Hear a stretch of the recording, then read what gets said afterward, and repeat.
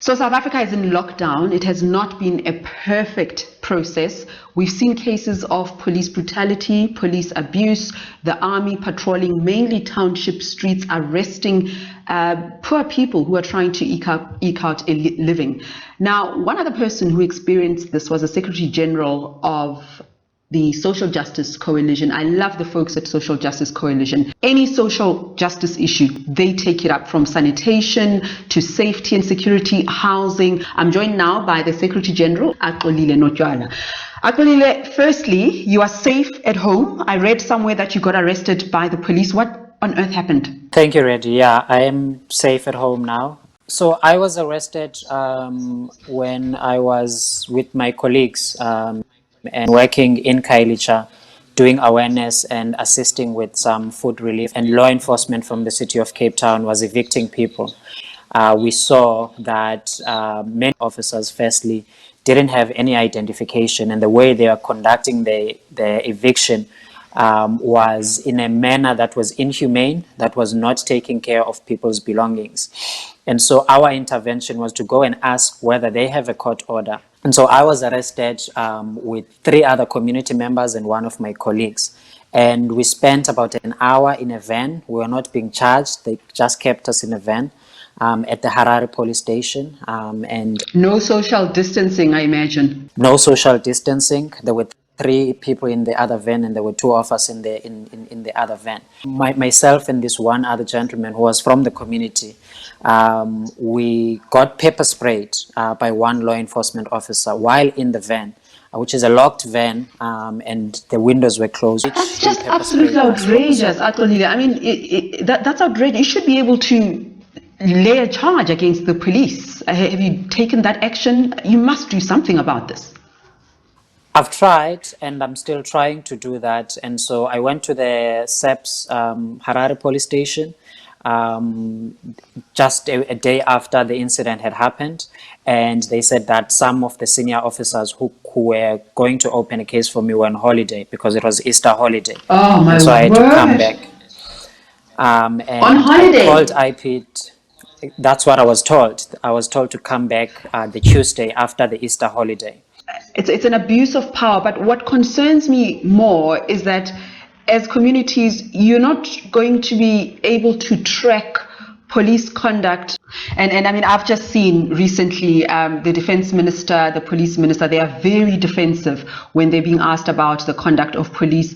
It's almost as if they are accusing citizens of making this up. But let's just go to the lockdown in general. I mean, I'm in the suburbs, and I know that a whole lot of my neighbors are able to social distance, to self-isolate at home. They've got access to technology, to television, and so on. But we know that this is not what's happening in the rest of the country. You spend a lot of time in Khayelitsha. What do you think about lockdown and how it's being rolled out? It's really difficult having to go to these, especially many informal settlements, and interact with people. And having, I mean, we distribute material and some sanitizers, and people ask us, what about food? What do we do when we are hungry?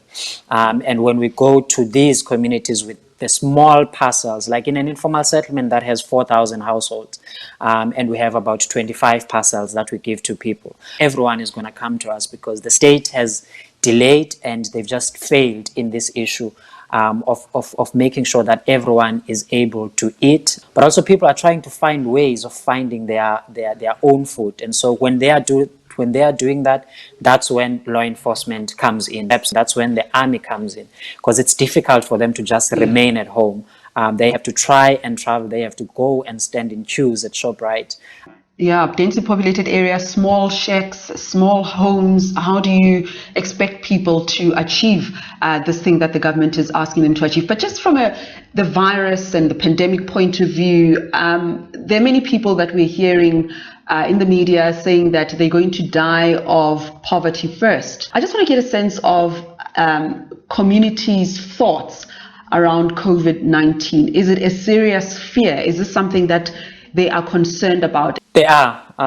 That's one of the fears, of many other fears and injustices that people have had to go through. And so it's not the only thing, But to many people that are not affected directly, or who don't have like families that are affected, that's not the priority at the moment. One other biggest issue which we're going to face in townships and in informal settlements is this issue of stigma, is this issue of victimization of people that test positive for coronavirus. We saw it with the first case in Khayelitsha. And I mean, I think our government should have learned from the HIV issue around stigma and should have had plans to try and deal with this issue now.